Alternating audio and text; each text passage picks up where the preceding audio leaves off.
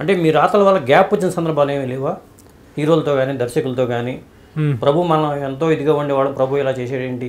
లేదు లేదు, అది చాలా తక్కువ. ఎన్ని రివ్యూలు నేను రాశాను, ఎన్ని సందర్భాలు, ఎన్ని సినిమాల గురించి మంచి. ఎందుకంటే మన రివ్యూ అంటే సినిమాని చీల్చి చెండాటమే పనిగా పెట్టుకున్నట్లయితే, దాంట్లో రంధ్రాన్వేషణ చేయటమే పనిగా పెట్టుకున్నట్లయితే, ఏదో ఉద్దేశపూర్వకంగా మనం క్రిటిసైజ్ చేయాలి అనేది, ఏలెత్తి చూపాలి అనేటువంటి ఇది మన రాతల్లో కనిపించినట్టయితే అలాంటి బాధ ఇండస్ట్రీలో పడేవాళ్ళు. కానీ ప్రభు రాతల్లో ఎప్పుడు అది లేదు. నా రాతల్లో బయాస్డ్ క్యారెక్టర్, నా శత్రువైనా సరే, నాకు నచ్చని వ్యక్తి సినిమా అయినా సరే, ఎవరిదాకా ఎందుకో దిల్ రాజు గారి విషయమే చెప్తాను. దిల్ రాజు గారితో ఎందుకో నాకు మొదట్లో ఆయన ఏదో కొంచెం ప్రౌడీగా చాలా ఇదిగా ఉంటారు ఆయన అనిపించేది నాకు. అది అందరిలో ఉన్నటువంటి అభిప్రాయం. కానీ అలాంటి అద్భుత విజయాలు సాధిస్తున్న వ్యక్తిలోని ఆత్మవిశ్వాసాన్ని మనం మిస్అండర్స్టాండ్ చేసుకున్నామేమో తెలియదు.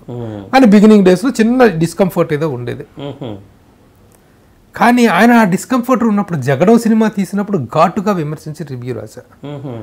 అదే దిల్ రాజు గారు ఎలాంటి అద్భుతమైన విజయాలు తీసినప్పుడు ఈ మనకున్నటువంటి పర్సనల్ ఇదేదో మనసులో పెట్టుకుని ఆ సినిమాలను అభినందించలేకపోతే జర్నలిస్ట్గా మనం చచ్చిపోయినట్టు.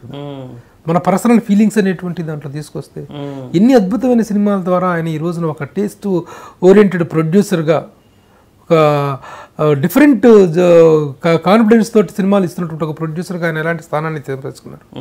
ఆయన మీద మనం నెగిటివ్గా రాస్తావా? ఆయన సినిమాల మీద రాస్తావా? మంచి సినిమా ఒక బొమ్మరేళ్ళను విమర్శిస్తావా?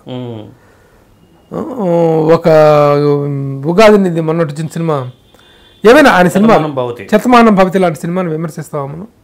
కాబట్టి మన పర్సనల్ ఫీలింగ్స్ ఏవైతే ఉన్నాయో అవేవి రైటింగ్ లిస్ట్లో కనిపించకూడదు, అది ఎవరైనా సరే.